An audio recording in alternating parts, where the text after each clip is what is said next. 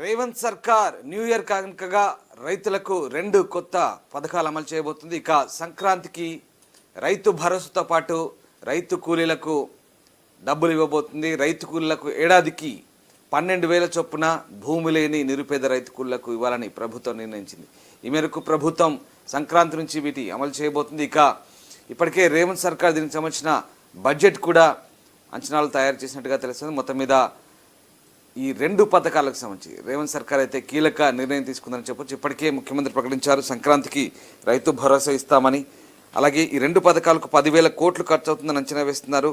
భూమి లేని రైతు కూలీలకు ప్రతి ఏటా 12,000 ఆర్థిక సాయం చేయబోతున్నారు. అలాగే భూమి లేని కూలీల కోసం ఏటా 2,400 కోట్ల ఖర్చు అవుతుందని అంచనా వేస్తున్నారు. ఈ నేపథ్యంలో రేవంత్ సర్కార్ అయితే కొత్తగా ఈ 2 పథకాలను సంక్రాంతి నుంచి ప్రవేశపెట్టబోతుంది. రైతు భరోసాతో పాటు రైతు కూలీలకు ఆర్థిక సాయం అందించే పథకం కింద అన్ని రకాలైనటువంటి ప్రతిపాదనలు సిద్ధం చేసి ప్రస్తుతానికి ఇంకా ఈ పథకాన్ని అమలు చేసేందుకు సిద్ధమవుతుంది.